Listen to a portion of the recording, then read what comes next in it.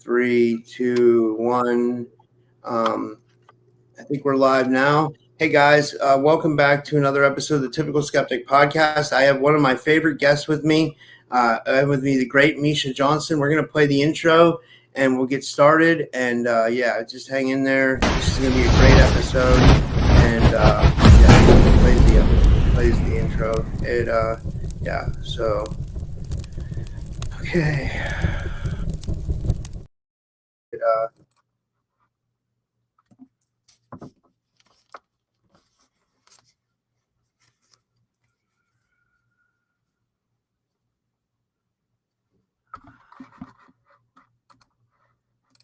And yeah, just remember to subscribe, guys. Like if you're just remember to subscribe, guys. If you're on YouTube, or if you're watching on YouTube, or if you're watching on Rumble, subscribe, because the subscribers went up big time on Rumble. We're back up to like 5,000 now on there.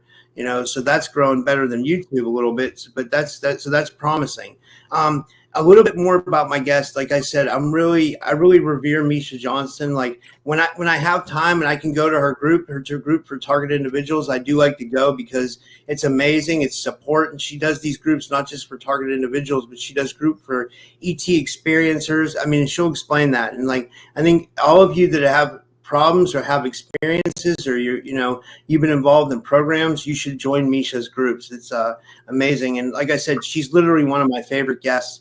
And a little bit more about my guest. Miesha Johnston is a third-generation experiencer, MILAB survivor, which means military abduction, and certified hypnotherapist who has dedicated her life to helping others heal from trauma and remember their galactic origins. As a founder of the Starseed Awakening, she facilitates support groups for experiencers, abductees, and starseeds, offering safe spaces for people to share and integrate their extraordinary encounters. She's the author of the book Covert Abductions, Military Harassment, Surveillance, Interrogation, and Mind Control, and also They Weren't Butterflies, a Monarch survivor story. If for those of you who don't know, Monarch was tied to MK Ultra, and where she details her own experiences with MK Ultra and trauma-based mind control. Through regression therapy, light language, and community work, Misha helps others reclaim their memories, heal from programming, and embrace their multidimensional nature. And today she's going to do readings for you guys, but we're going to get into her new book, which is called You Can't Handle the Truth, which I'm really excited to hear about. So with all that said, I'd like to give her a big warm welcome back to the show. Misha, thank you so much for coming back on. How are you? Hi, thank you for having me here again. I appreciate it. Wonderful to see you. And I'm, excited to hear more and more about how the conference was. It looked like it was so much fun. I did want to make it, but due to the last targeting that they did on me, I needed to just stay home and take care of my health. Yeah, how's that going? Before I'll tell you about the conference, but how's that going? Like, is it getting better? Well, I'm doing my next scan to see if the cancer has gotten smaller or what's going on with it. And I do believe it is, because it was like a strange situation that they did. This is a kind of targeting that some people don't always know about, is the physical, health-wise targeting. And just as I was about to finish this book, they nailed me. And I sent it off to the formatter and editor, and then I got hit once again. And this has happened to me with 3 other books. So it wasn't new to me. I was really putting the protection around. I said, there's no way. They already took my gallbladder. My pancreatitis is fine. There's no way they can do anything else. But they found another way. They found the colon. And they also, shot me with some kind of a targeting psychotronic weaponry. They put a hole in my colon that, and cancer as well. And then they ended up, it was bleeding internally, so I became extremely anemic and almost died. Oh my God.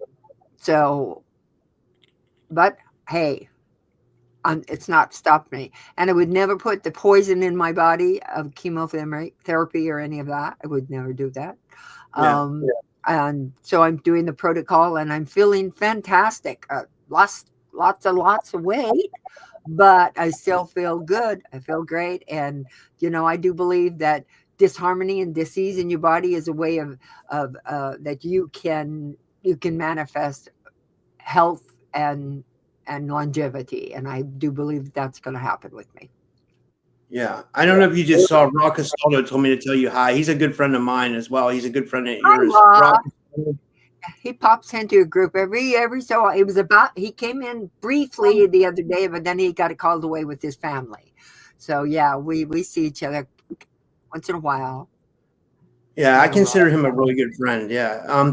But so what I was going to say is a lot of us, we have to watch our colons. And like, for me, example, like my dad had prostate cancer. So I know I have to get that checked every once in a while. And also, like the colon somewhere where they can get us, because like, it's hard to keep that area. I mean, they can say we can do colon cleanses and people do everything like coffee enemas and stuff like that. But I mean, it's hard to target that area. I mean, it's hard for us to target that area health-wise. You know what I mean? Like, yeah. Yeah, I was always doing those things, the coffee cleanses, all the different kinds of cleanses. So yeah, I thought I was on top of that. But then, they put me in the hospital for 11 days again and found out what it was. So now, unfortunately, I wasn't able to come to the conference due to that. The expense of it is unbelievable, even though, it's because if I was doing what they wanted me to do, I would have went into hospital, probably had more surgery. I had a surgery already. They took out a foot of my colon, but they would have wanted me to do chemo immediately, big heavy doses, and I went, it's not going to happen. I'm not doing it. So instead I went the protocol way, and my next scan came in with really good low numbers, and so this scan should probably show that I have no numbers of cancer, in my opinion. Yeah, and just for YouTube purposes, so they don't take the video down. We're not giving medical advice, always, conject the doctor or whatever I'm supposed to say. I think I have to say something I did go to the doctor, but I chose to go the other way. Yeah, and it worked. Like for you, it worked. Like it worked. So it shows that some of these alternative health practices can work. What did you do? Can I ask? Like, what is the protocol? Sure, I did. I'm doing at this time, in fact, ivermectin and benbenzodol. Fenbazidol. Benzodol. Is that what it is? Yeah. As well as oh my God, how many pills do I take? 12, 25, 30.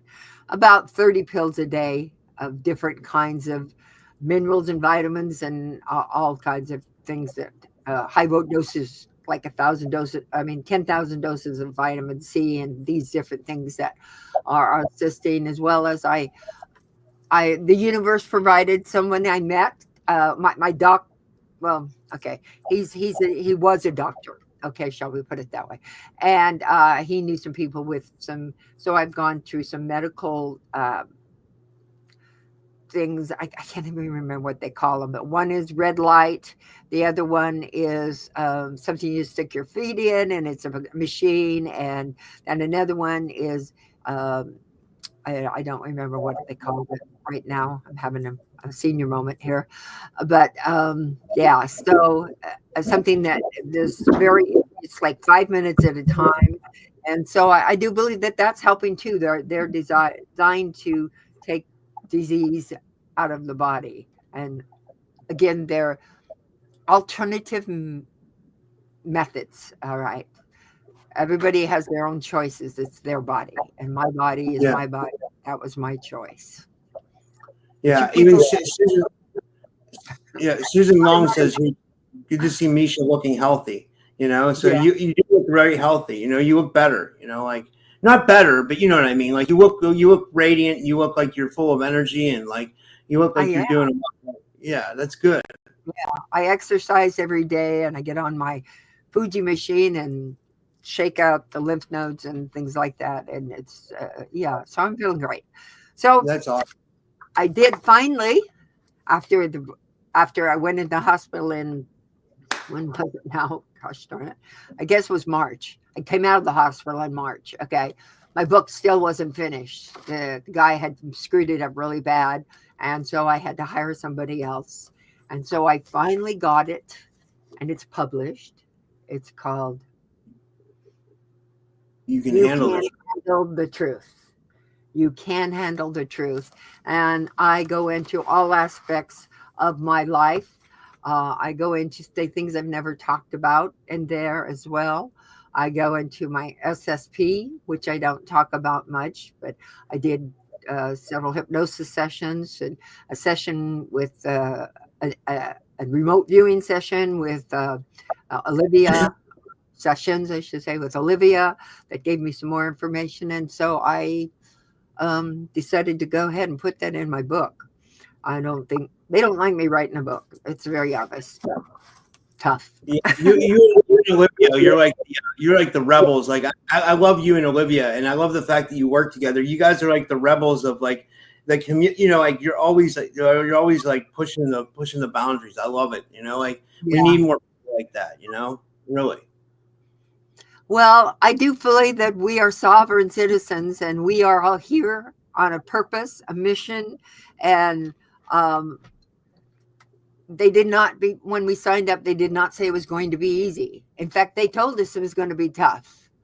My counsel told me this is a very low frequency system that you're, and they do call it a system. And I do believe they call it a system because it isn't a world as much as it's a matrix, a system. So it's a very low budget system, and they're gonna send things after you. It's not gonna be easy, and you have to be strong. So we have to be strong. And now with this Project Oblivion, I've seen it over and over a couple of times. Right after we did a regression, I saw it when I was on the UFO cruise when they attacked me, and right after that they attacked me this year. So yeah, but it's all right. They're attacking a lot of us, right? They're hitting our finances. They're hitting our loved ones. They're hitting our pets. They're hitting any way they can get to us. It seems like they are, and this Project Oblivion seems to be in full swing, right? Yeah, they are hitting our loved ones, which is that's the upsetting. So what we have, in my opinion, what I do with my loved ones is I put them in the same protection that I put myself in with my galactics. The everything for me works out for the highest good. And now that doesn't necessarily mean that I wasn't supposed to get cancer. Maybe I was supposed to get cancer so I could understand I've been eating wrong my whole entire life. I thought I was eating pretty good, but I wasn't. And so I learned a lot from that. So I think that we have to say, I'm doing that, and everything works out for the highest good for me. And, in this situation, everything is going to turn out good, and I'm safe and I'm healthy. And I got a question for you. A lot of people when they get cancer, they'll switch to like plant-based, like they'll cut out meat. And I heard that's a good thing. Like, should we not be eating meat? Like, what do you think about that?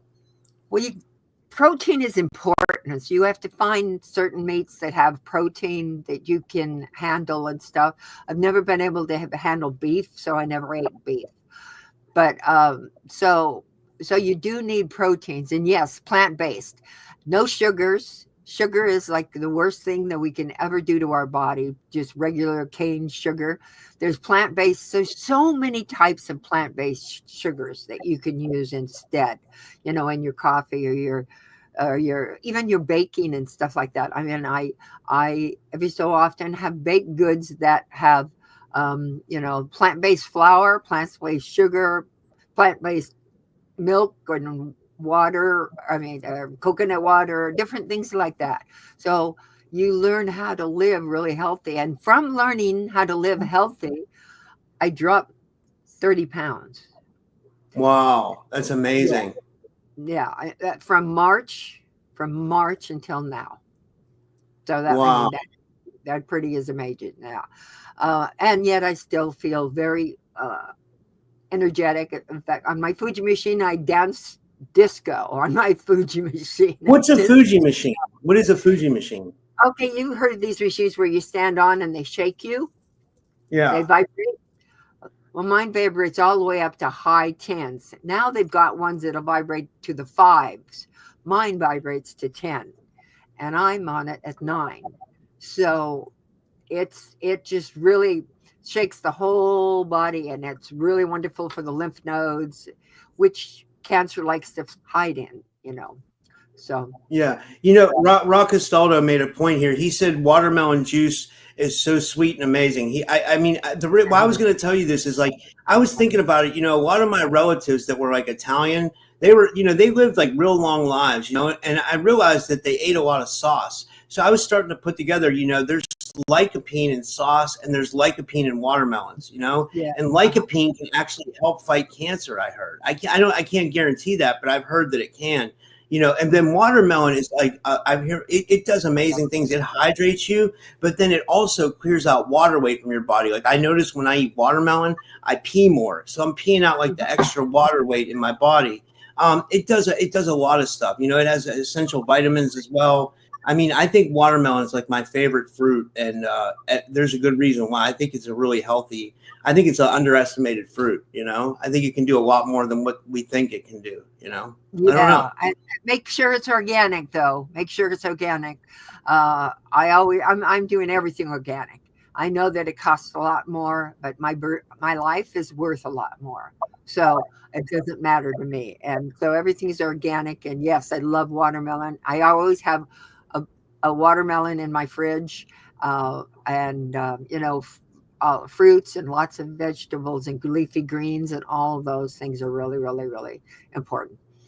What about blueberries? Because Tiffany in the chat said blueberries. Blueberries. Right? All the berries are very, very good. All the berries are very good. Wow. I might go plant-based. Of sugar. Basically, what I've been doing, Misha, is I said I might go plant-based. Basically, what I do is like I eat meat every once in a while, but I'm trying to get away from it because like I feel guilty when I eat it. So I've been buying for a while now. I've been buying this organic. It's organic plant-based protein, and it has amino acids in it. It has digestive enzymes, and it has probiotics. I get Garden of Life, and it's a plant-based protein. So you're getting your protein. And then you get and then you can even get it with the greens in it as well, And then there's other ones that do this too. And then I just usually eat that and watermelon, and that's basically my diet, like plant-based protein shakes with oat milk, and then watermelon for snacks, and that's it. Like, and that's how I'm trying to lose weight. But I think it'll keep me healthy. You have. I noticed you already have. I saw the pictures, and you have lost weight. You look great. Yeah, I don't know how I ever let myself go to get that.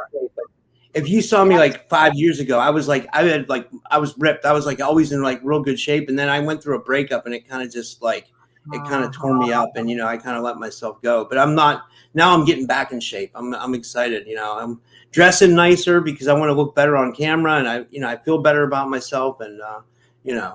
And Ross said, I look great. Thanks, Ross. Yeah, you do. You look great. I went, wow, look at him. Yeah, you look really good. Really good. Good for you. Yeah. So tell us more about your book. It's all about MK Ultra, right?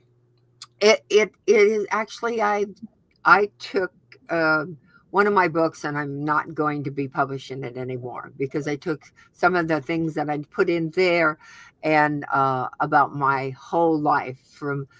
I put into for the MK Ultra, being born into MK Ultra, and all of the experiences there, as well as all the experiences of the ET things going on at the same time. So I did put that back into this book, and then I added a secret space program, a chapter, and more MK Ultra. All of the beta slave experiences, some things I'd never talked about, like I was part of, and I really am looking for somebody else to know this word, and I don't.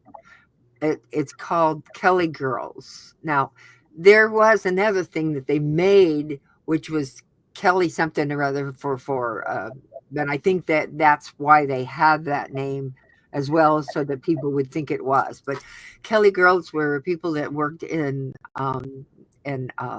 elections, and we worked for the uh, primary elections and different elections. And so I found that I was part of those as well.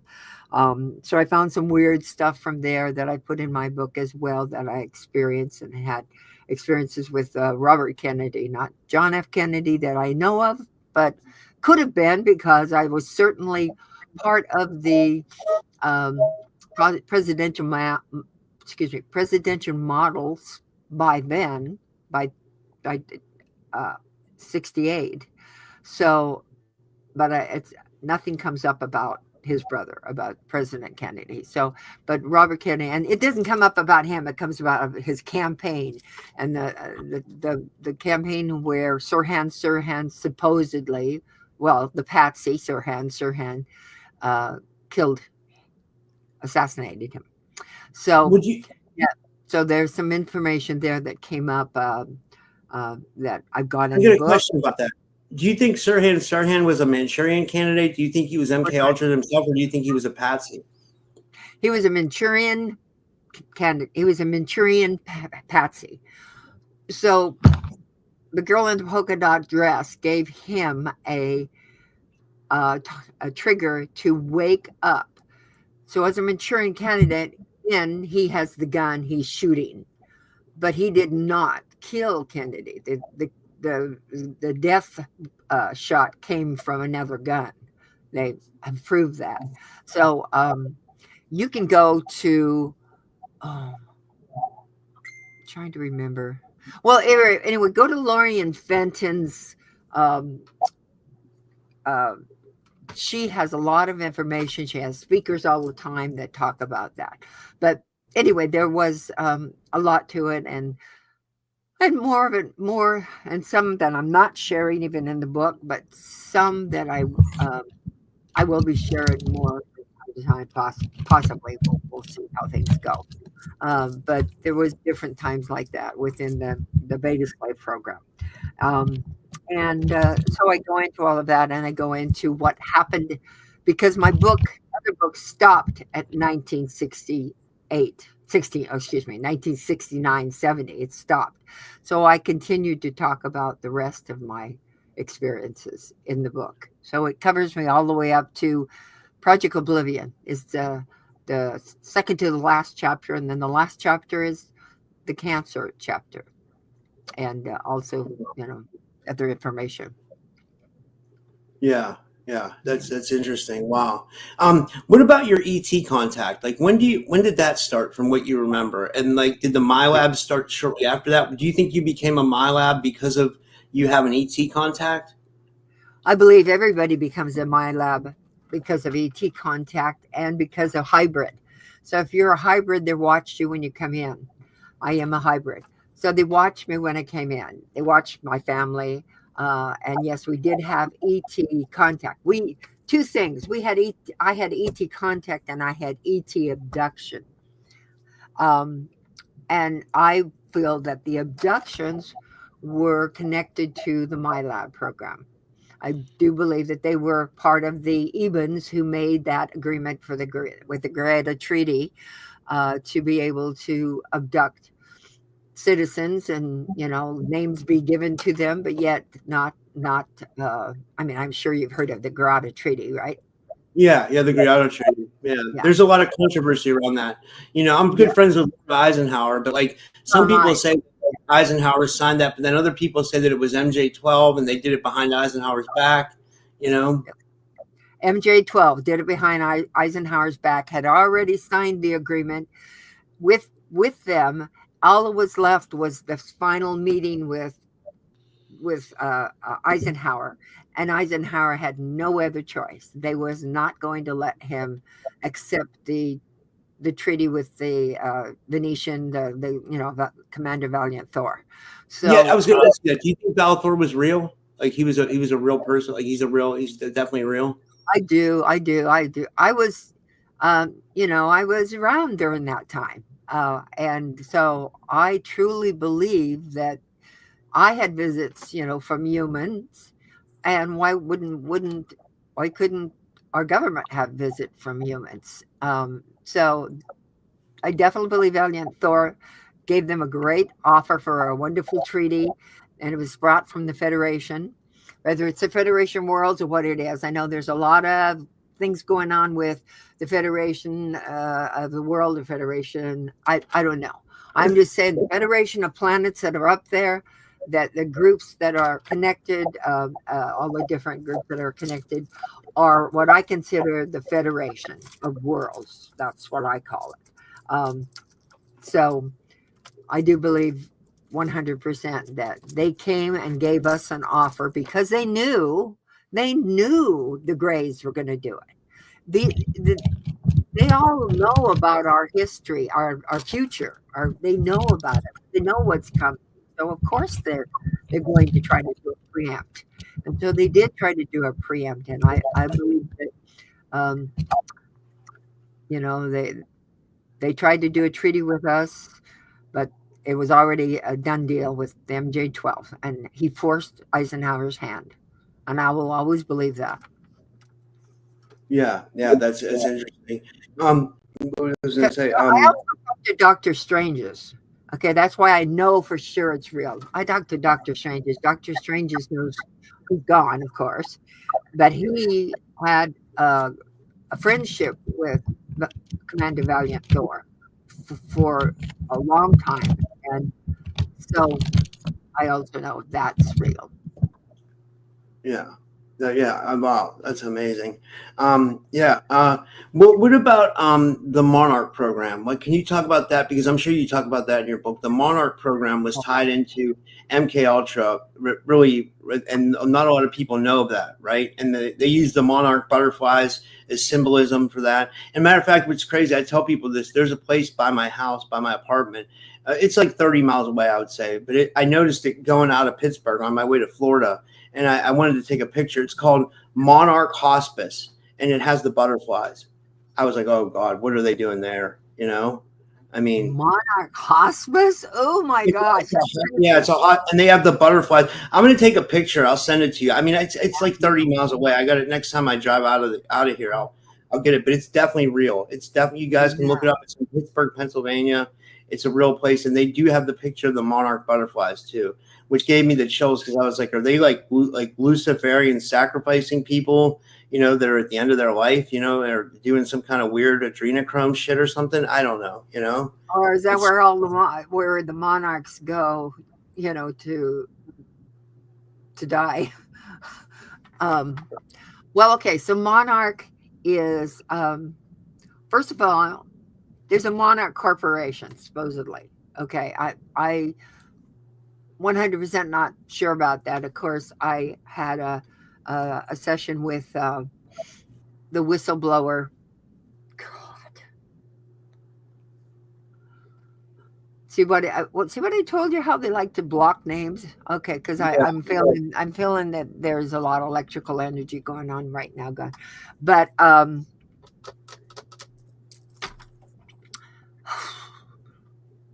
I can't think of his name. But anyway, he told me a lot about my experience.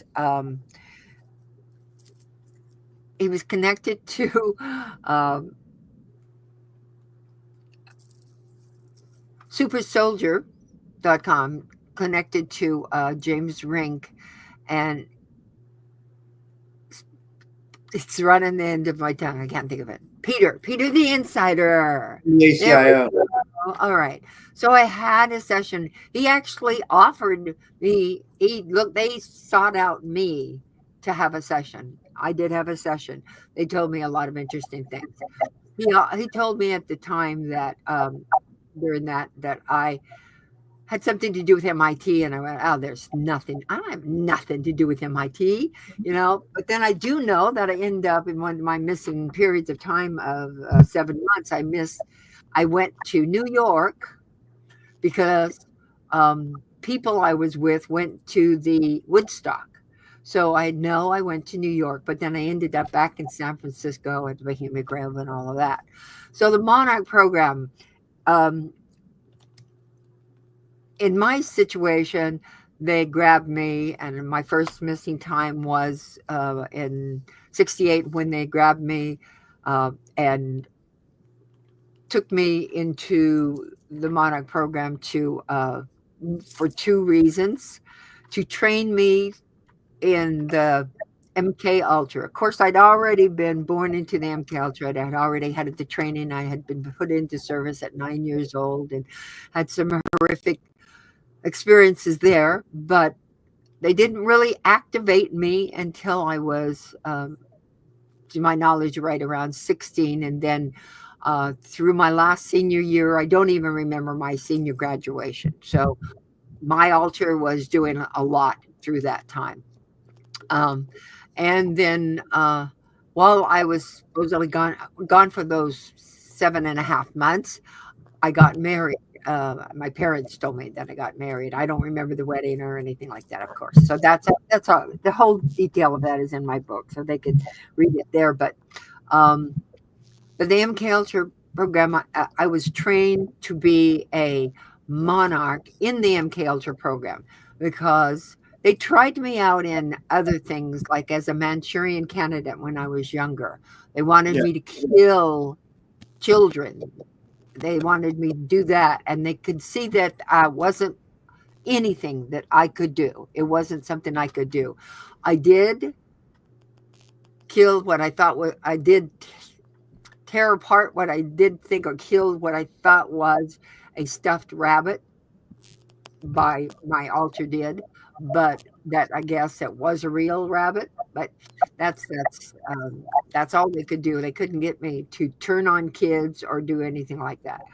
So they had to try a different way because they'd already spent all that money training me in programming and trauma-based mind control, and my ancestral and bloodline demanded that I be in this program. So they tried this other one, which was the Monarch program, and the Monarch was fairly new in the in the 60s, I should say, not really the early, but in the 60s. And so they started. I was programmed in by a madam who was a very higher up madam. I give some names of people I think it could have been. I'm not saying it is. It could have been that person. And they would teach us how to be these proper, sophisticated ladies that could eat in high society, hang out in high society, and just blend in. Okay, so that was for the spine. That was also for the Monarch program, because we were taken to big parties, and we were, of course, the party favors. The whole thing, like Eyes Wide Shut about hookers, that's not true. They don't use hookers.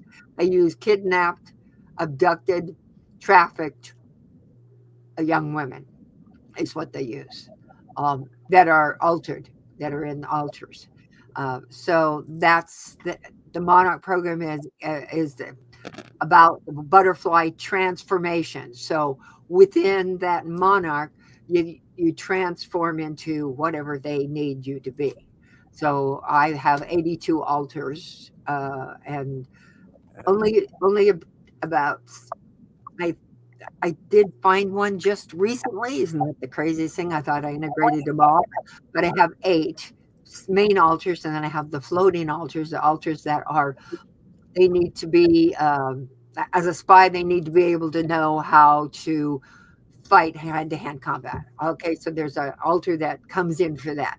An altar comes in for using weaponry. An altar comes in for fighting with a knife. An altar comes in for being able to handle computers, and all these different kinds of things. So there's what I call floating altars that are there as well. But there are main 8 altars that I had to integrate, which I have integrated my altars. They do not come out. I do not have missing time anymore, but I did have missing time from throughout my whole life, all the way up until the year 2011. I came back to Vegas. Okay. Wow. We have a question from the audience. This was from Chief Mustache on Rumble, and he says, What does she mean by ancestral? Oh wait, it pulled up the wrong question. He says, "What do you mean by ancestral bloodline? Do you have a bloodline like Penny Bradley that goes back like?" Here, I'll put up the right question. Do you have like a do you have a bloodline that kind of goes back to, you know what I mean? Yeah, I have a bloodline that goes back to a very dark count in France. I also Wow. always have an Irish bloodline. I have ancestral bloodlines that go into Rosicrucians and Masons, Masonics. I was a Job's daughter. So if anybody knows of Job's daughters, we were used in the programs as well. And I'm not saying all Masons are doing that. I'm just saying some of them are, and the higher degrees, shall we say.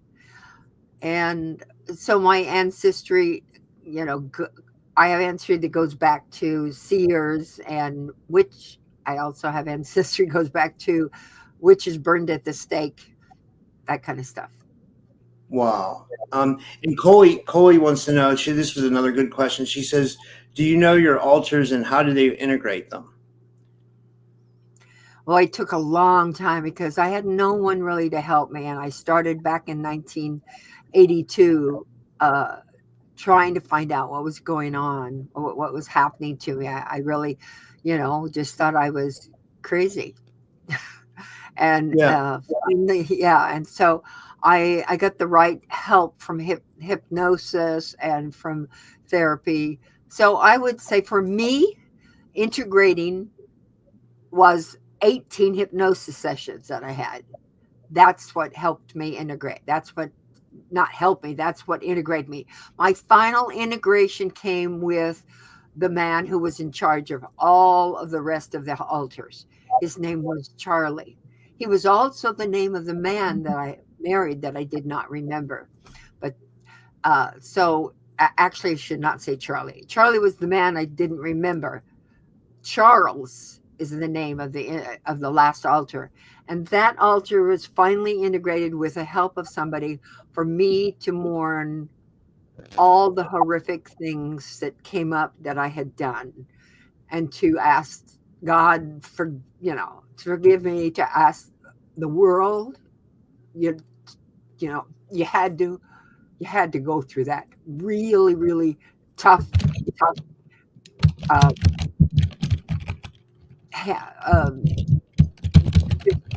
integrating with pain and sadness and agony and trying to understand. So some of the integrations can fall into place very good, but when you got your altar that knows all the other altars, who's in charge of all the other altars, that is the hardest altar to get through. That's the altar that causes you the most pain and sadness and takes the longest. And it was the final one to integrate. And it's like a sobbing session for hours with a practitioner. Wow. And then you've been doing work with Olivia James lately. Like, if you guys come up with a lot on each of your own cases, like, is that help working with her a lot? Uh, okay, you were working with her with my own stuff, you mean? With my own Both. You guys work together and you guys uncover stuff about Project Oblivion, maybe your own cases and stuff like that. All Yeah. of my hypnosis sessions actually help me in a lot of ways because they help me, uh, it, learn more about myself. And oddly enough, during a lot of hypnosis sessions, people's galactic groups or their oversouls or their councils will talk to me about what I'm doing. And they'll say, they'll thank me or they'll say, this is what you should continue. You're doing this right, or they'll give me advice. So those things happen to me and have happened to me, for all the years I've been doing hypnosis. I specialize in trauma release hypnosis and past life and how that connection is, because They know you're a hybrid, right? When you come in, okay? So they also know all your other lives that you've had, or at least most of them that you had or are having simultaneously. So they can be, seem like they're past, or they can be parallel. And so they can pull your life where you were a witch and you were um, a reader or a seer, or you talk to dragons, or you know, whatever you did, and they Yeah. can bring them back in and put them into the altars. Now, when they do that, when they bring them and put them into the altars, they always take the most negative lives you've ever had, right? So the entities that you were attached to come along basically, and they put entities in you as well. So in order to integrate, you also have to integrate and release the entities that are attached.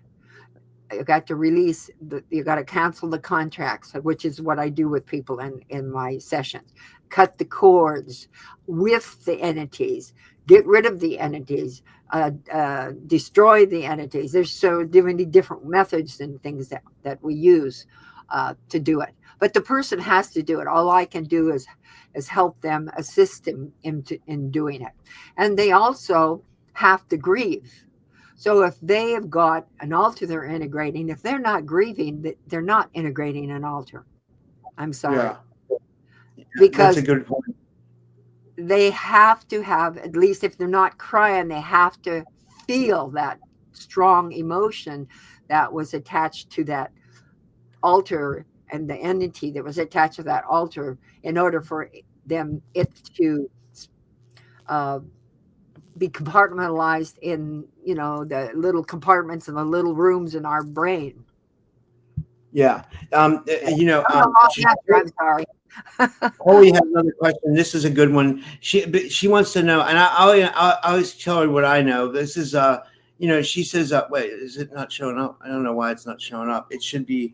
Okay, there he is. She says, "Are altars like a split from the trauma?" Yeah, basically what happens is, and Misha can know better than me, but like they torture you and then they fracture your mind, and that's what they want to do. They want to create altars so they can get you to do things where you can become like a spy, or you can become like a whatever they want you to be, and they do that with like crazy amounts of torture and stuff like that. Is that correct, Misha? That's exactly correct. They do it with torture, and they start it young, and they have to split you before you're 6.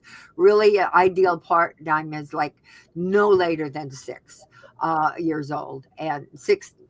It could be later now, with their technology and stuff now.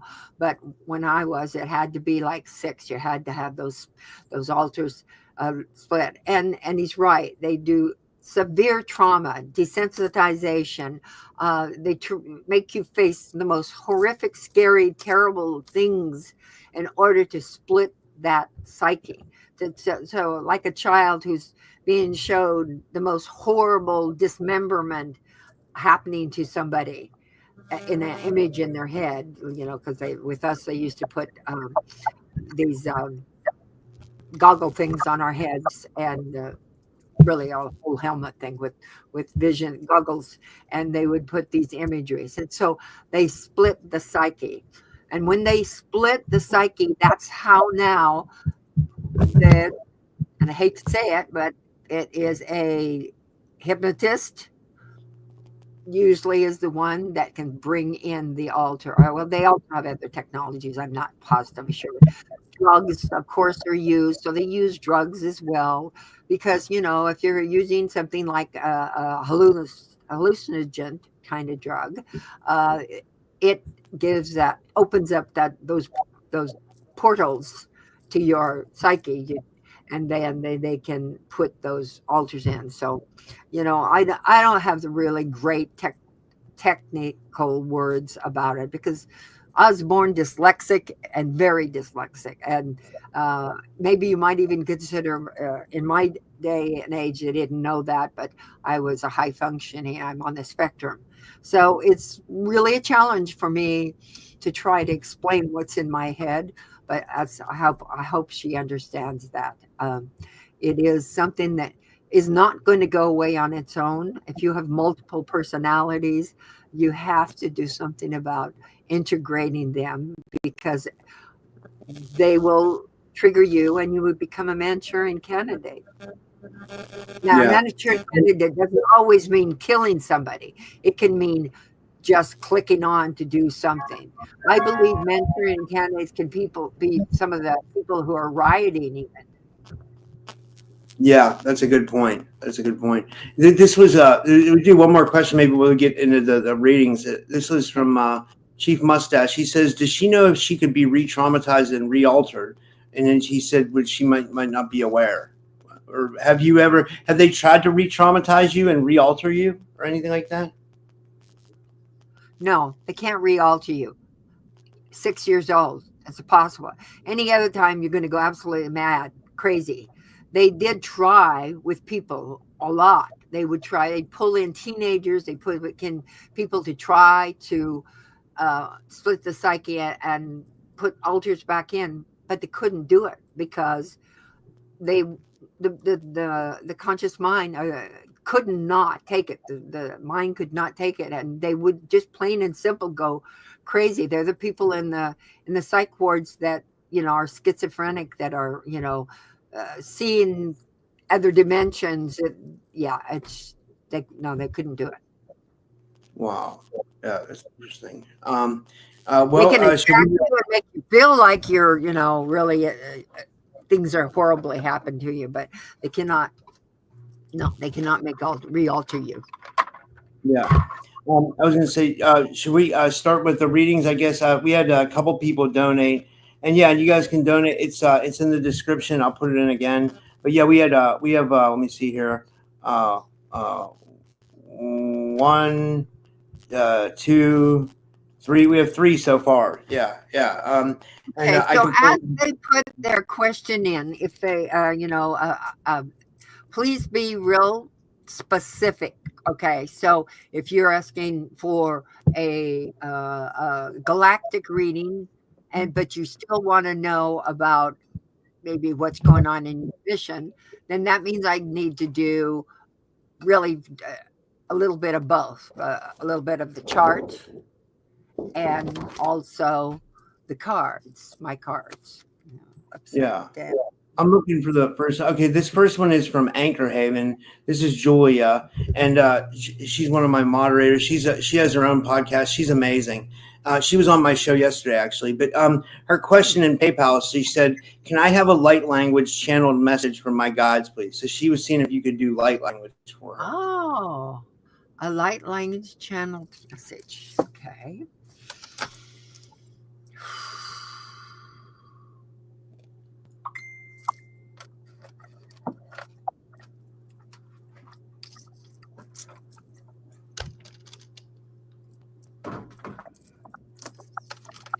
Okay, just 1 second.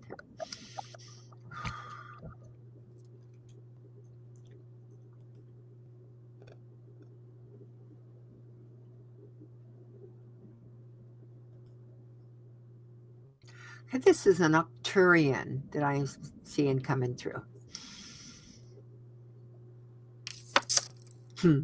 Light purple skin, tall, easy 6 feet, kind of a purple blue.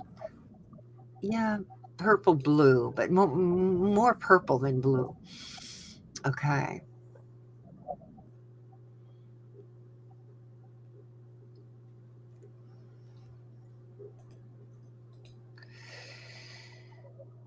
Chikaya.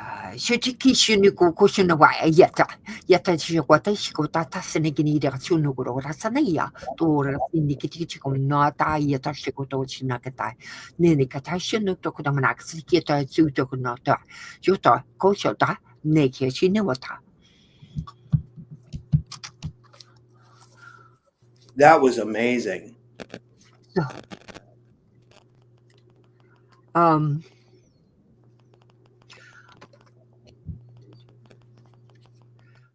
Hold on. Let me see what the message is.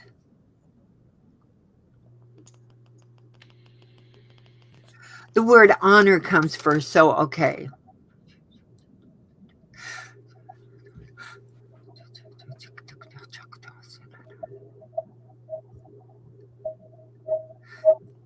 Honor thyself, however, be honored.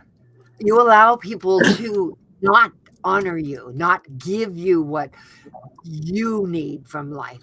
It is important for you to understand that you are an honorable person, and therefore you should be given that honor. And an audience, you should be given the audience of listening, not just having to listen, but to be listened to.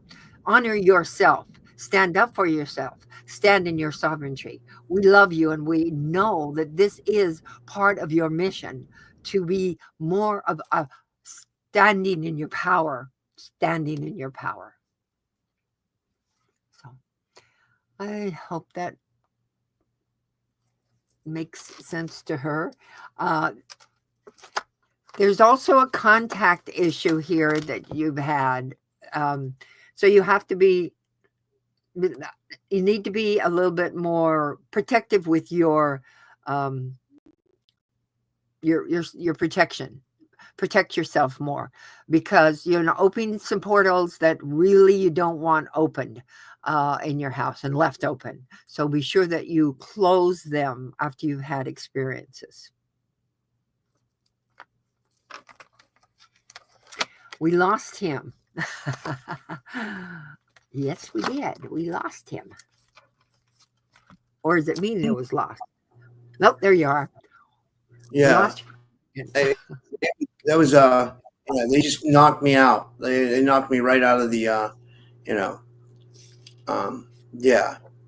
Wow. That was yeah. Now should I get to the next one? Yeah, I can't see the chat. How can I get to see the chat? So I don't know how to get to see the chat. You have to log in with your YouTube name. If you have a YouTube channel, you can log in with it, and then you can see the chat. Oh, okay. All right. So yeah, go ahead to the next one, because I want to know if this one is from Carrie. Sorry, go ahead. This one is Carrie Hanlon, and she says, "Hi Rob, I'll donate on Wednesday. Again, am I able to get a Starseed origin reading? Who comes through for me?" And she says, "Okay."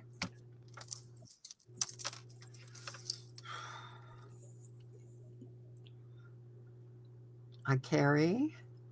And who was the first person? I didn't register her name. Names are really hard for me. Julia Anchorhaven. We call her Anchorhaven, but her name's Julia Anchorhaven. Okay, Julie. So please either send me a private message. I wanted to just tell you a little bit more. Okay. Yeah, and you could go on her show too. I think you guys would do a great show together. She's I trust Julia a lot. She's one of my moderators. She's a great person. She really is. She has a really good heart too. She's a good person. Yeah. Cool. Okay, so her first one is Andromeda. Second one is Lyran.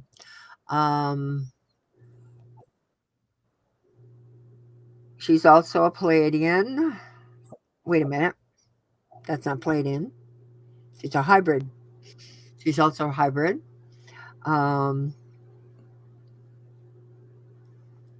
Okay, it's going around in a circle. No, is this my internet, guys, or is this her? She's cutting out.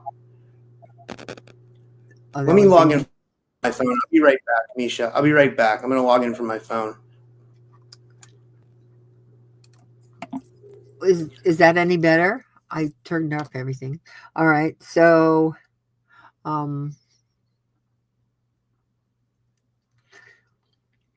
right. So I'm going to go ahead and tell you a little bit about, I'm going to try to share the screen here. Hopefully this thing works so that I can share the screen.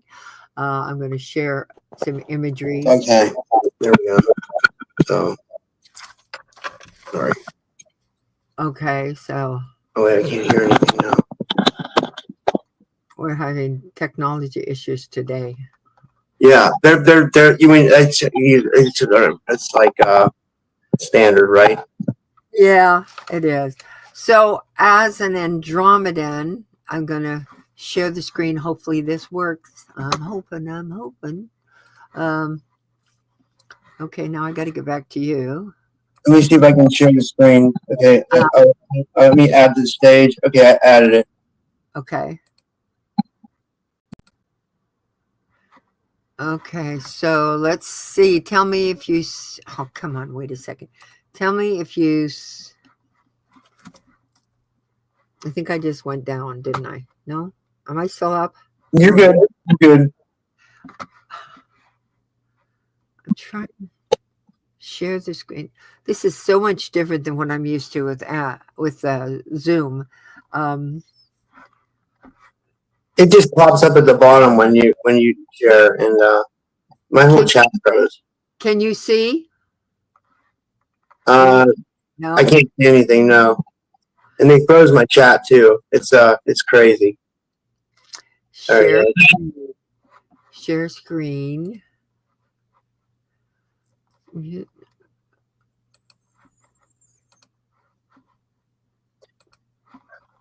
Okay, so hopefully now does it look like it's sharing the screen? Once it'll pop up at the bottom, and wait, let me add it here. I'll add to the stage. It pops up at the bottom, and so I added it, and then you took it off. But yeah, it was working for a second, you know. Okay, so I guess I can't show the imagery. Or you could put it down like you usually do. I don't know. Yeah. I want to show your books. The imagery from your books.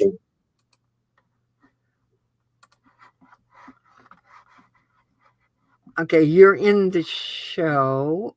It should be. Yeah, I'm adding it now. I'm adding it to the stage. Don't do it again. Every time you do that, it stops me from doing that. I can't do it then. Okay, I removed it. Sorry. No. Okay, let me try this just one more time here. One more time, folks. One more. Third time's a charm. Okay, so I'm sharing in StreamYard. It says allow. Is there any chance you're seeing it now? There it is. Okay. All right. So she is Andromedan. Okay. Andromedan was her first one. So Andromedan. There. Okay. So there's the Andromedan. So Andromedans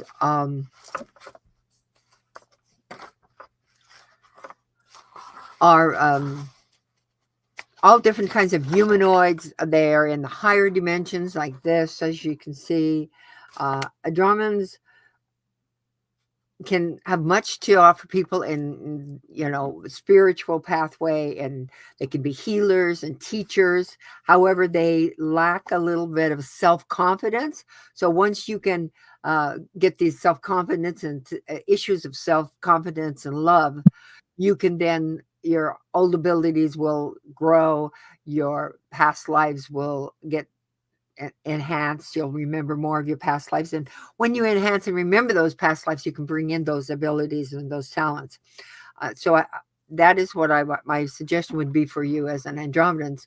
They're part of the Federation of Worlds or Light, whichever the terminology seems to be. There's different human races as well as a blue race. You're also the Lyrans. So Lyrans are born leaders, they're pacifists. They find fulfillment helping people, especially those in need of care and support. Lyrans want to help children or animal rights. Lyrans also are very inquisitive, and they seek all of the answers of all the questions that they have. But when they're going down a rabbit hole, they find themselves sometimes get bored easily, and then they get into that conscious mind and tend to analyze everything. But they will learn, change, and grow because they do want to know about it. They do want to know their answers and have their answers. And then the other one was as a hybrid. Well, as a hybrid seeds. Well, there's hybrids. This entire world is made up of genetics, hybrids, but there are more hybrids that have come in, shall we say, in the what I would call in the frontliners who have come here, and this is a great book for that. ET 101. She should read ET 101. I don't know if she can see that, but she should read ET 101, the Cosmic Instruction Manual. It helps people understand that they came here for a purpose, a mission, and you are on a mission. You're on a purpose. Part of your energy is a part of it. You're bringing in that energy, but the other part is bringing in, waking up people, teaching, and guiding people. So that's what I have for her. That was amazing. I thought that was great. So, okay, I'll add. Okay, I got the next one here. The next one is, you know, it wasn't showing up on the screen though, Misha, for whatever reason. Like it was just showing like us. Like, you know, it was for some reason it wasn't showing your image. Like it was just showing a picture of me and you. So I removed it from the screen. So that you can't see that. No, I can't see it. I can try to add it again. You know, it's not working for some reason. Maybe you're sharing the wrong screen. Maybe I'm what? Maybe you're sharing the wrong screen.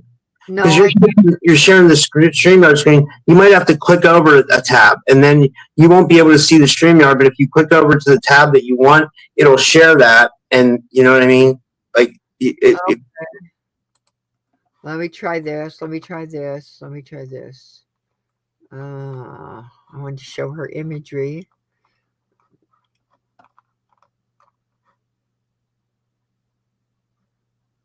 Oh, this is not. Well, there has been better days we've had for sure. This technology's got things really. I don't know. I thought I shared the screen once before, but it doesn't seem to be wanting to do it. Hang on a second. I got to go get the book. Okay. I hope everybody's enjoying this. This is I know we've had technical issues a little bit, but it's going to be fine. You know, everybody that donated will get a reading, and like, you know, and then we'll try to get to after that. After we go through all the donations, we'll get to anybody else. You know, if we have time. And sorry, I was just muting the YouTube. So I was trying to keep from showing you my nails. Unfortunately, nail day is a couple of days away, and I broke all my nails. So that's all right. I don't think, you know, nobody's. I mean, we both do. You know, like we don't care about your nails. You know. Okay. Here we go. Doggone it. Let me go in here and put this down to none. Okay. Oh, I see it now. Yeah. Okay. All right. So Andromedan.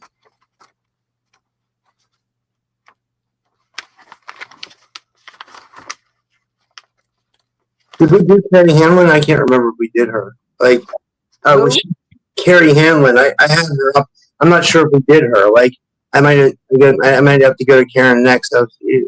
Carrie Hanlon.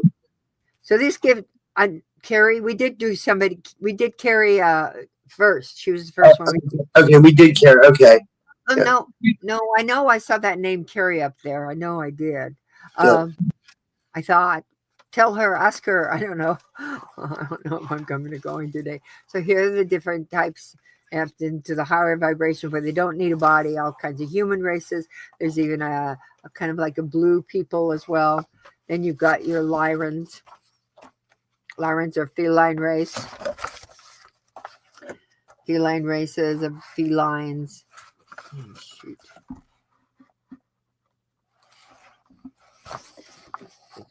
Feline races and all different types of human races, and also the Carian race, which are bird race. So I want to tell you about the Carian bird race, though, okay? I don't get that many Carians, so I'm going to have to just read it. But Carians are known for their sharp analytical abilities, their organizational skills. Predominant character of a Carian is they always their need to maintain a good appearance and image. They are good team players as long as the team structure involves discipline and strict adherence to codes and conducts. They're grid workers and often find themselves in ley lines, living in ley lines. So part of their mission here on this planet is to be a ley line or a grid worker, where you go in and you connect the energies and work with the grids, of planet of Earth, Gaia, or planet Earth. Yeah. So that's was and then a hybrid. The hybrid, of course, is just, as I was saying, I already told you about the hybrid. Okay, so we can go on to the next person. Okay, I'll put it up on the screen. It says, this is Karen Rosevich. She says, I want to know about my allies. I want to hear something positive, uplifting, anything you have coming through that is important for me to be aware of, she says.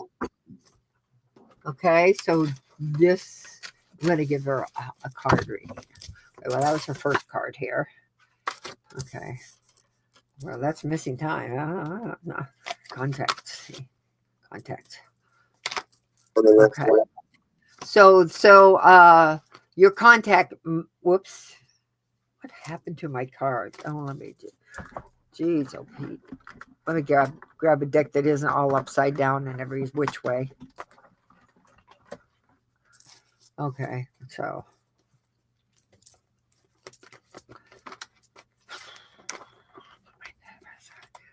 I help humanity. Okay, so she's here to help humanity. She wants to know something about her uplifting, what's coming through.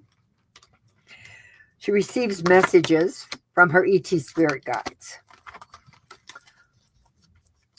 Her ET spirit guides are a combination of, oh, interesting. Okay. I got Octurian as well.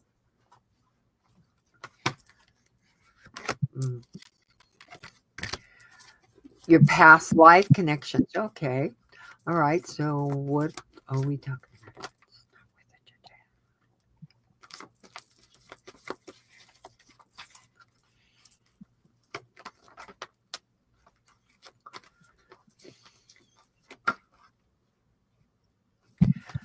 Okay, so nothing's coming out. So they want you to understand that you are your channel. You are the one you're waiting for. You do have etheric spirit guides. You have that contact. You have that connection. You're here to help humanity, but you're also they're assisting you to help humanity. They're coming back, shall we say, to assist you because you're special. Very well could be a hybrid as well, but you have some special abilities. Your channeled messages. I'm going to go ahead and see if there's a channel message that they have for you.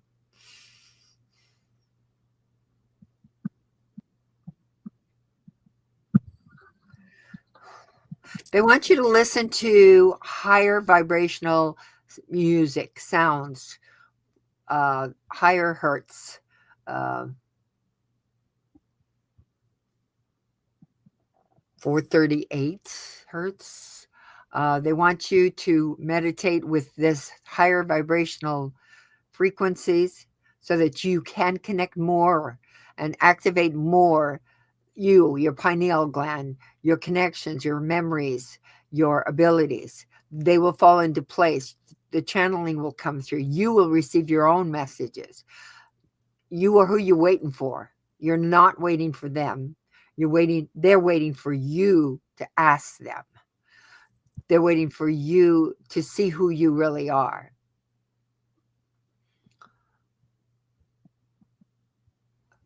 All of that. That's amazing. That's all I'm getting. That's what you're getting from her. Okay.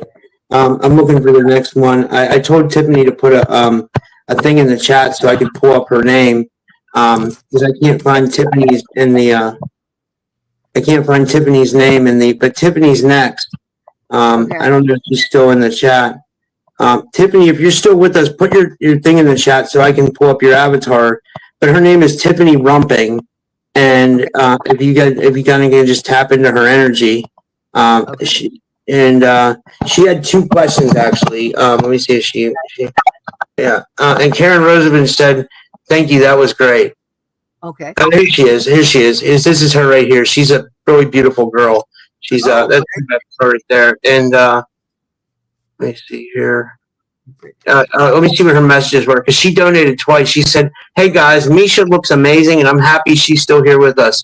Can Misha tell me if a QHHT would help my daughter Lizzie with her manic episodes? They're so bad, she's ruining her life." That was the first thing, and then she had a second question. But let me see here. It says, and she wants to know also about her galactic bloodline. Okay. That's why So no two cards. questions, you know. Okay, so Tiffany's thing will come along here too, I do believe. All right, so I'm going to say that.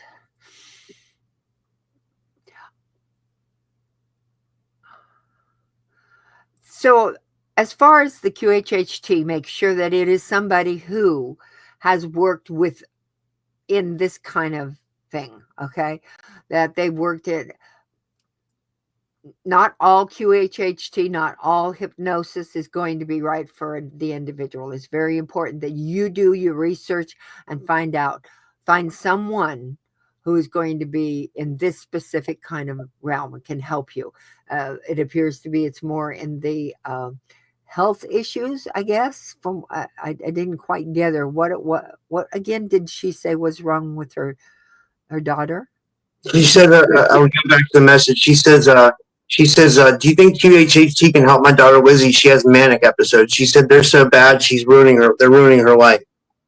Oh, manic. Okay, that word I didn't hear manic. Okay, manic episodes. All right. So,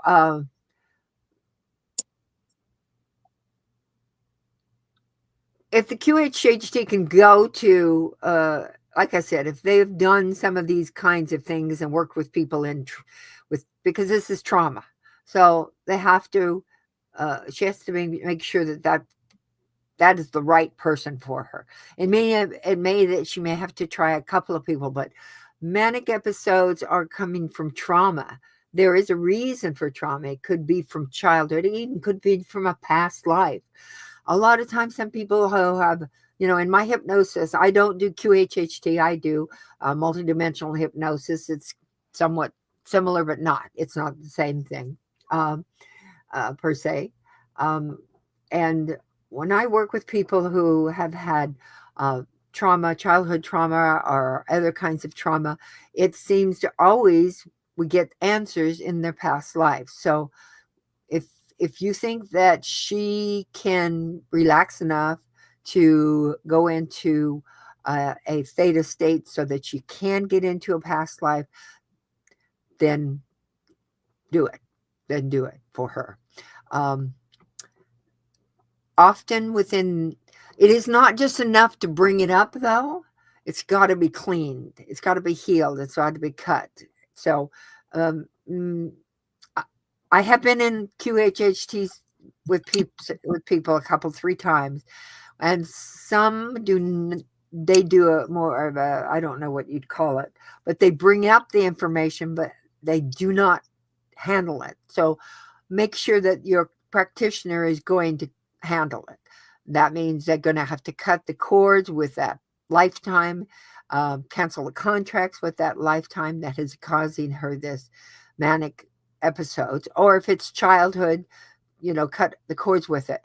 A manic episode can come all the way from childhood experiences within trauma. It can be something that nobody even knows about it except for her, and it's affected her. So that's really important. I just want you to know that.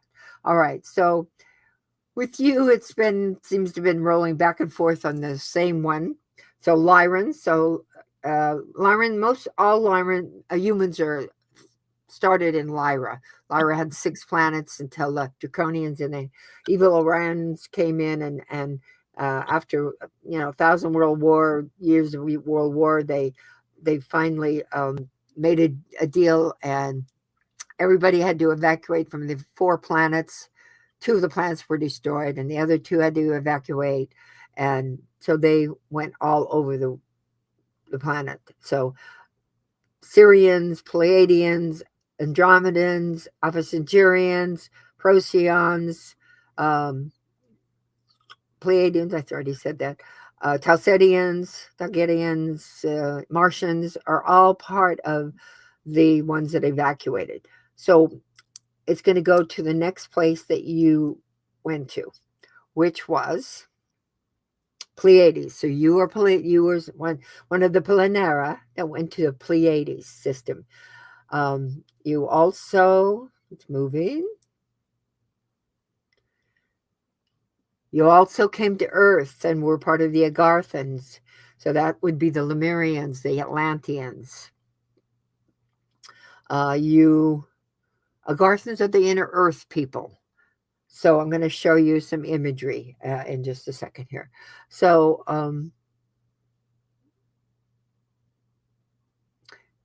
by the way, we also incarnate into the same family friend groups. So if you have an Atlantean life, more than likely your daughter has an Atlantean life or a Lemurian life. There was a lot of trauma. A lot of things have come up from in my sessions with people from Atlantis that needed to be cleared away. So that's another issue that could be. But I'll show you some imagery. So your first one was Pleiades. So your Planaria or Pleiades.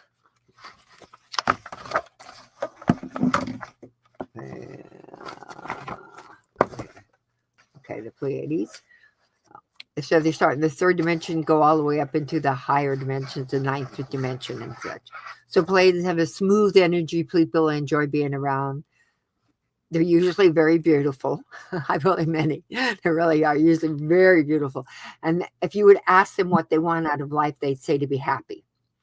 Pleiadians sacrifice their own needs for others, and so they stuff their feelings. So they're very emotional. So Pleiadians, so you are probably a very emotional person. You cry maybe at movies or songs, and that's good because you need to release that energy inside.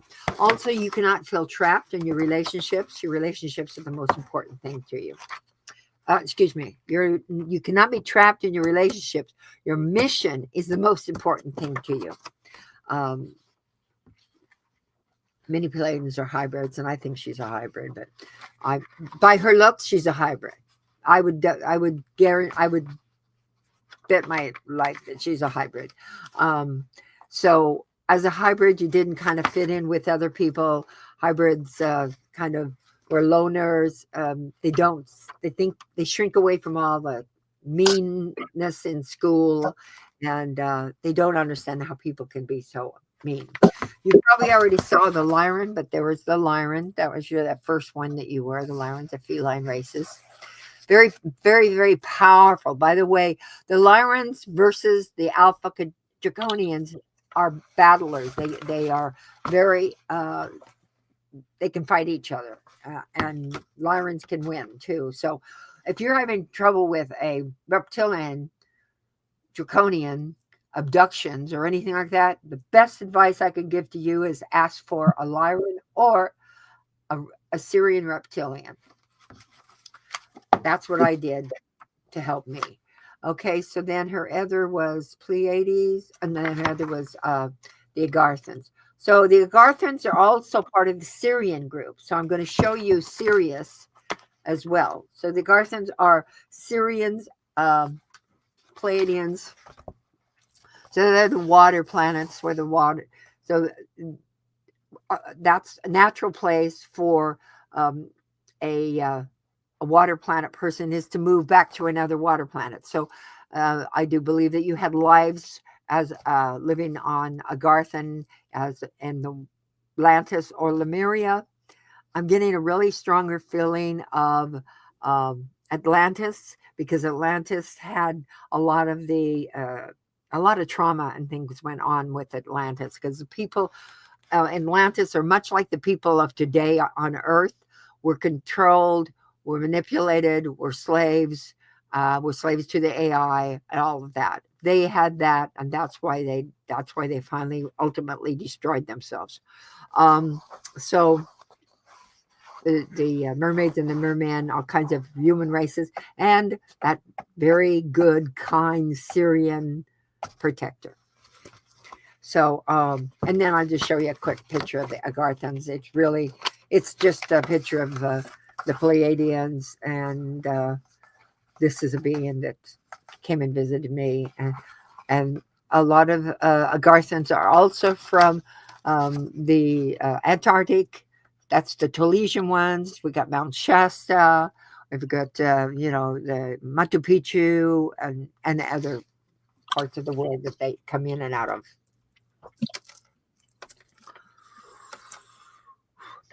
Okay. That's amazing. I still can't see myself, so I can't see if people are giving a thumbs up or what. No, yeah. I'm looking at the chat. It's all good. It's amazing. And Coley in the audience, she said, Syrian, she said, love the info on this. Everybody's like, Tiffany says she's taking notes, so, it's amazing. Yeah. I'll get to the next one. The next one is Rohini Green, and Rohini is friends with Anchor Haven. By the way, Anchor Haven said she sent you a message. She said she emailed you, by the way. Good. Yeah. Let me see here. Thank you, William, for saying the audio is better. I did adjust it. So, I know I'm kind of loud, but I mean, okay. So Rohini says, let me see what she says here. It's up on the, she says, hi, Rob and Misha. Please can I have a message from Misha? Something I should know. I sent a donation. Thank you for donating this. Yeah, it's awesome. Do you want me her to ask this more specific question?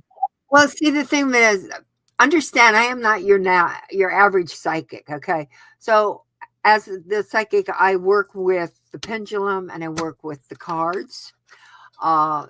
So if she's just wanting to know some information about herself, her experiences, what's going on with her, what her life is about, then I'd go with the cards.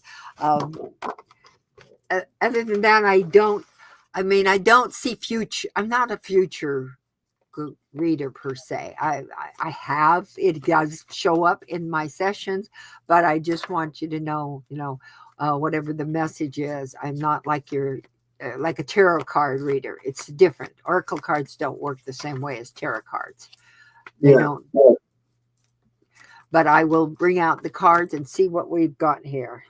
All right. So a lot of Lyrans out here. Of course, like I said, Lyrans is where the human expansion started. So people who are awake are going to be the Lyrans. Whoa. You read her mind already, because she said, can I have a card reading, please, Misha? So you already read her mind. Like you were already on it. Okay, that's good. Let me flip these cards that got flipped here that are not supposed to be part of it. Okay, so Lyran. So you're a Lyran contactee. So that tells me that you've had connections with the Lyrans. You're also an abductee on the other side of it. Maybe from those guys. That's what I'm getting. You might have had some reptilian experiences that were not. A lot more people have reptilian experiences of regression. You need to find out some information about things. Kind of a hybrid. Okay, so you're this and this. What's going on here? Okay. All right. Okay. So I'm not. Okay, so this is what I've got here. These cards just kind of flowed out, so I've got to take them. So as a Lyran, again, Lyrans are really big opponents of the Alpha Draconians. So not only did I get a feeling that you've got some kind of archonic energy, but you definitely do. You are time traveler, so I think you do some time travel. And in your astral dream, your astral time travel, you may be fighting this situation. There may be things coming up there. So I mean, I'm just saying that's probably the worst thing. The best thing are, as a contactee, you're having contact with Lyrans. And Lyran felines are really powerful. So you need to call in your galactic council, or just your ET contactee, your ET Lyran. You need to contact him. You need to not, well, it is a him. It is a him. I can see that it is a him.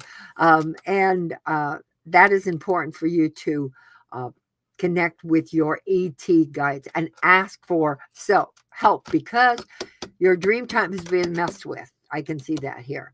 So because you're a hybrid is part of it. You got the DNA card, you got a hybrid card. Tells me you're a hybrid, and you need to, of course, you're going to have these guys trying to stop you when you're a hybrid, because you have a mission to do. Not sure what that mission is, but let's see if we have any more information. Or first things first, you need to find out who you really are in a regression. And that's an important place to go. Okay, so you're here as part of the Galactic program. You're here with a contract. You've agreed to come. You even may have volunteered because you're a Lyran energy. So you wanted to assist this planet because they did the same thing. The Alpha Draconians did the same thing to them. They came in and took them over. Again, you've got archonic energy. It's happening in your dream time. So your very best weapon for that is, okay, so it's also been happening to you through your childhood. You've had childhood contact. So it's the very best thing for you to do is to see who you are, know who you are, go into a hypnosis session, find out, be regress and find out how is you're supposed to help humanity. No, I love that. So we did get an answer. You're here to help humanity. All hybrids are here to help humanity. All of the hybrids are being called upon now to wake up in the last 12 years, to wake up and get their mission going. And you might hear this little still voice that tells you what your mission is, or tells you things. Listen to that one. Yeah. That's it. I'll get to the next. We have one more. This is the last one from the donations. This was Mirror, and she says, I'm guessing it's a she. She says, "Could I have a reading around my life's mission? What the guides are most helpful toward mission and guidance towards soul family meeting reunion?" She said that was a lot. So let me break it down. She said, "Could I have a reading around this life's mission? What guides are most helpful towards my mission and guidance towards meeting soul family reunion?" Okay, I'm just gonna Maybe shuffle. the card reading is. I just want to shuffle these cards a bit. Okay.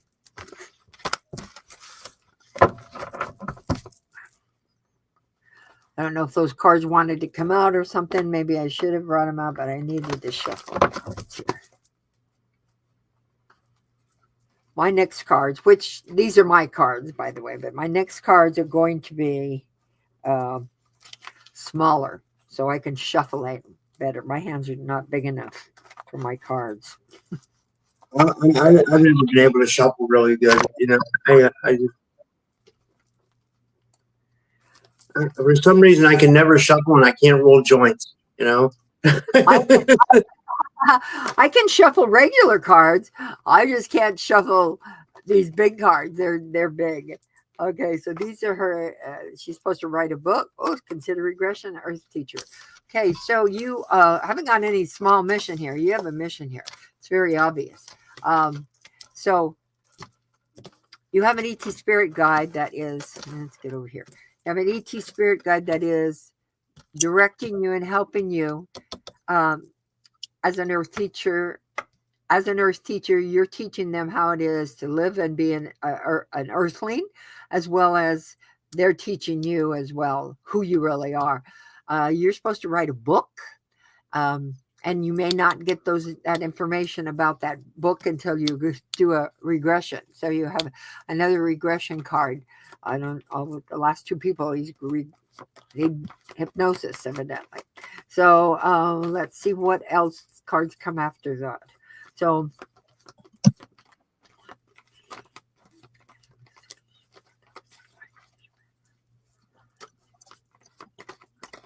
got to be more than that. Okay. Oh my goodness. Help humanity again. Wow, we got a lot of good people here.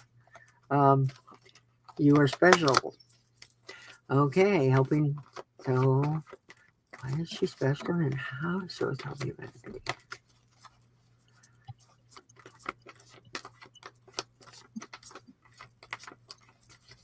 Okay, I got to go through 3 times to see if any more cards came. Oh, they. Oh. Okay, it's not. Oh, okay. You had childhood visitations with this ET spirit guide. So this ET spirit guide has been with you since you were a child. As a Procyon, you're a Lyran. Whoops, excuse me. You're a Lyran Syrian. You've also lived in Mars as well. Light language. You're getting information from your galactics, your spirit guides.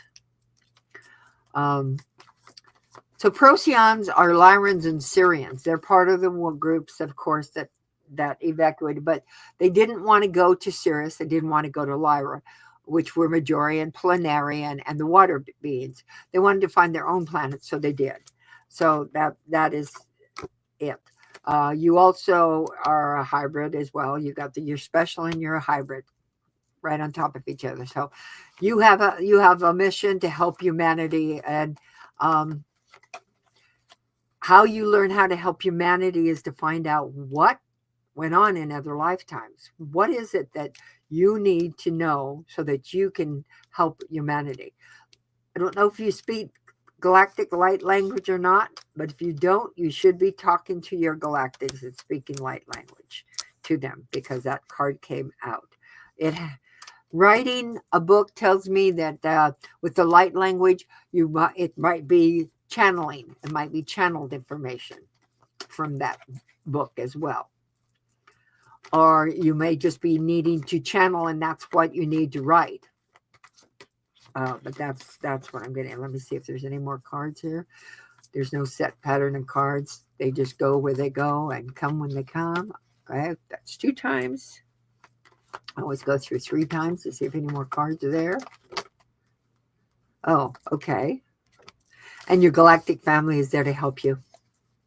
Your galactic family is there and protecting you, and understand that you are not alone.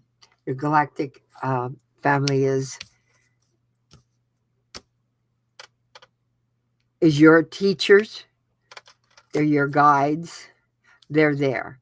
When I see galactic family, that tells me that you have quite a group that is watching over you. So you probably have a council. So my first advice would be start talking to your guides, talking to your ET spirit guide and your galactic family. Okay. Well, that's amazing. And what's the best way for her to talk to them? Like through meditation, would you say? Yes, meditation with light language, speaking to them by yourself. They love energy, frequency, water. Water is really good. Out in nature is really good. So no more cards want to come out. So I don't. That's the end of the reading. Yeah, that was amazing. That was really good. We have one more, Misha. There was one. They wanted me to get Puck Elf from the other day. But what's your question, Puck Elf? Like, we need you to ask a question if you're listening. Like, do you have a question? And then we could get to it. And otherwise, I'll give him a galactic reading.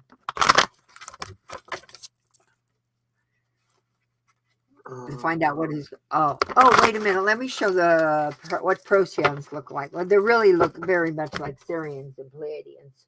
I mean, not Pleiadians, Syrians and Lyrans. But Martians. Let me show you what the Mars people look like. I had my book here somewhere. Oh, okay, let's do this Mars. This is my book that got wet. I don't want to show you this book. It's got written. It's kind of messed up. He said, I'll wait till you're ready. He's, oh, good grief. Okay, well, ignore this. I can't find that other book. I don't like to show this book because it's all wrinkled up and messed up. But there's the Martians. So there's all different kinds of human races. And now, because Mars was a beautiful place. When they evacuated Lyra and went to Mars, it was a beautiful place. But then the wars started there. Also was followed there, and they were attacked. And so really the only thing left there now is you got your super soldiers and the insectoids and stuff that live there. wow. That's amazing. Yeah. Those pictures are amazing. Yeah. This next one is from Puck Elf. He says he wants to know why he's picking up on so much social energy. He says his question was here. He says I don't know. He says he'd like a cleanse about absorbing too much social energy or galactic shield against too many emotions of others. So I guess he's asking like overall like why he's absorbing so much social energy from other people. Maybe he's an empath.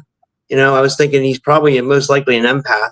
That would explain it right there, Pucko. If you're probably an empath and you're taking in everything that yeah. What would you say?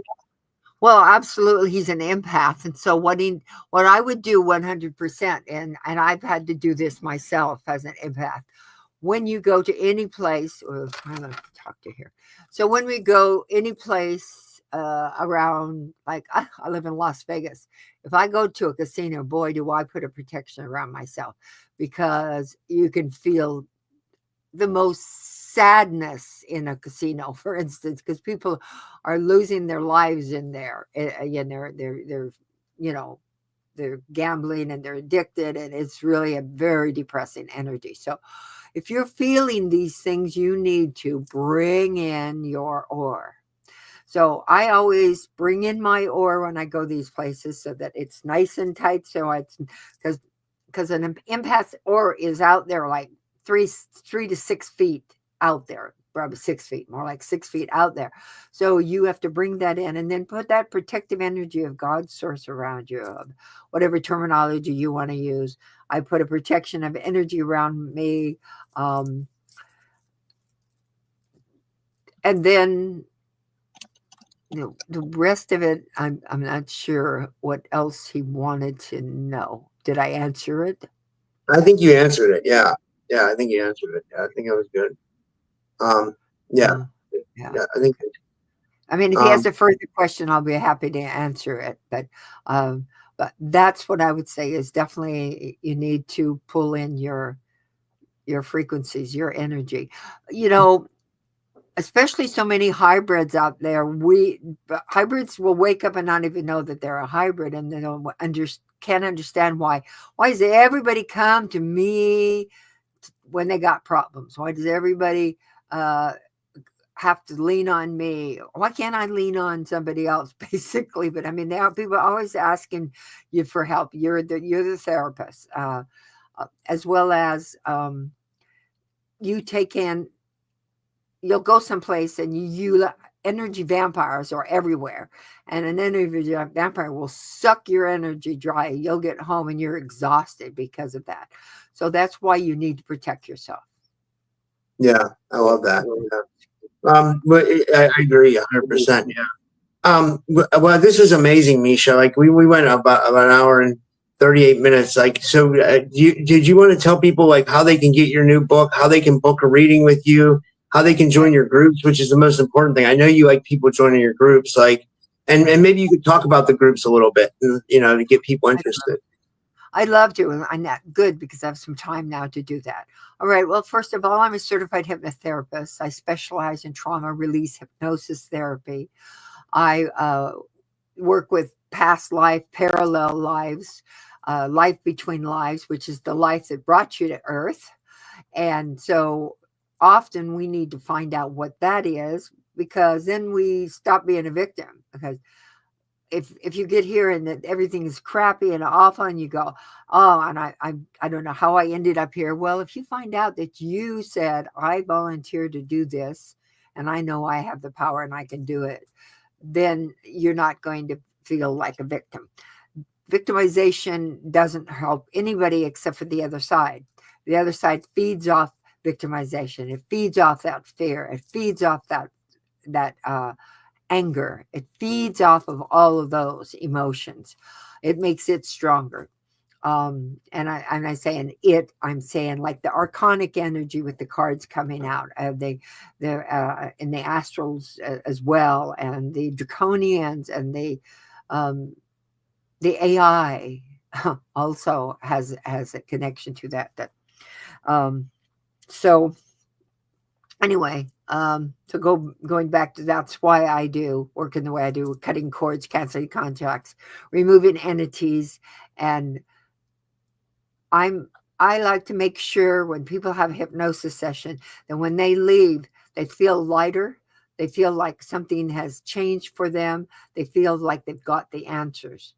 If I don't, I just feel like that's a failure. And I will, I don't like to fail. So I do everything I can to make sure that people get the information that they need, and that their galactic guides and their higher selves and their oversouls are interested in communicating and connecting with them. Because when you're on the other side and you're in a hypnosis session, you can talk to ETs, you can talk to galactics, you can talk to your enemies, like Olivia and I do. You can talk to, your oversouls, which are all the kind of combinations of all your parallel lives. They have them. It's the Akashic records. So you can talk to all of those. All right. And then also I do readings, of course, like this. And I do hour readings. If you're going to have an hour reading, it's going to be galactic light language. It's going to be a full 30 plus cards reading, and a galactic message, light language message from your galactics. My groups, I have up to 14 groups a month. Every week I have 3 groups. I have a group on Sunday. Every Sunday is at 12 o'clock to 3 o'clock. So it's a 3-hour group. And I do it that time because it's for people in Europe who can come and attend. I also do, and for everybody can come and attend, but I do it early for them. And then I have a Wednesday and Thursday group every week. The Wednesday group start ones, I've got galactic light language, automatic writing, and channeling. That's my first one for this coming month. I'm not going to give you the dates because I don't remember them right now. Then the Thursday group is all kinds of ET experiences, your experiences, and talking to other people who are experiencers. And so you don't feel quite so alone, and you understand. And we go through my questionnaires. I've done about 12 questionnaires for my different groups. And we go through questionnaires about what makes you this, what are the characteristics of this, what you can do for this, how you can help yourself. And then again, like I said, Sunday, I always have a group. And then on my next Wednesday week, the second week, is the hybrid group and hybrid parents and being a hybrid. And so we go through all of that information as well. And then the group after that is veterans PTSD groups. So I also have certifications in PTSD and ADD, ADHD, autism, and things like that. So we go through those PTSD for veterans of this war, Vietnam War, all of that. We also go for people who've been in the MILAB program all the way up to the secret space program. And then on the 3rd, I have satanic ritual abuse, trafficking, MK Ultra, Monarch, Beta Slave, all of Montauk, all of those programs. And then the next group is my second hybrid group. I have a first hybrid group that's early, and I have a second hybrid group that's late. And then the next group after that is the targeted individual on Wednesday, the 4th Wednesday. And then those ones. I'm a part of that. I come to that every once in a while. Yeah. Yeah, you do. Yeah, you'll see him there on the 5th. On the 5th Thursday, the 4th Thursday of the month is the Next Generation Millennial and Gen Z support group. I'm really trying to get that going. It's new, so I don't facilitate it. I have a millennial facilitate it, and basically it goes through the same kind of process that I do with the other groups. So come and join it. If you're a millennial or a Gen Z, you can come and talk about with millennials and Gen Z and talk your rap, your terminology. You just feel a little bit more comfortable in there. And then on the last one, I have MILAB experiences, ET, and deep underground militaries, and then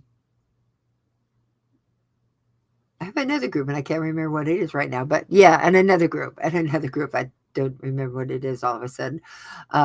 But so all these topics are taken up, and within the targeting, if you're targeted, you can come to about 4 or 5 different. No, 1, 2, 3, 4, 5, 6, 7. You can go to about 7 different groups that we talk about all the targeting that's going on, and we go through what it is and what's targeting you, and you share and a place for you to feel supported and not alone, whether it's ET experience, MILAB, MK Ultra, secret space program, or targeting. And I will also tell you, all of them are connected. Most people who are hybrid are targeted. Most people who are ET experiencer have been watched and tracked and targeted. So it all is pretty much all connected. And I don't have any more cards right now. They're on, I'm getting more printed up. I don't know how long it's going to take. It's about the money. That's what it's always about. It's about the money. And so I can't get the cards done right now because they are very expensive to publish. But I do have my self-published book on Amazon, and it is the latest one. And if you read this, you do not need to read any of the other ones other than my Galactic. A Galactic Plan of the Origin readings. You can do that one. Both on Amazon, both on Kindle, and both on audio. Wow, that's amazing. Wow, that's amazing. And guys, you should sign up for her group. This has a chart inside so you can do your own readings for your family. Wow, that's cool. That's the chart she uses on here, guys. So you could have the chart and you could do your own readings. I know Anchor Haven, the girl that emailed you, she already has your cards, and she was using your cards the other day when she did readings on my show. She switches decks. She uses multiple decks, and she used one of your yeah, that was amazing. It was amazing. Oh, I'm glad to hear that. I'm very happy to hear that. Yeah. So, all right, guys, that was it. That's it for tonight. I mean, that's not it for tonight. In 5 minutes, I'll be live on Rumble because I have things to fulfill on Rumble. So I have to go, live on there every once in a while. So everybody, I put the link in the description. Come over to Rumble, but support Miesha and buy her books and sign up for her groups, especially if you're being targeted or you're involved in these programs. You want to be in support. So, really, join Miesha's groups. And thank you, everybody, for tuning in. And I'll see you guys in 5 minutes over on Rumble. And thank you, Miesha. Thanks, Rob. Bye-bye. Have a good night, everyone.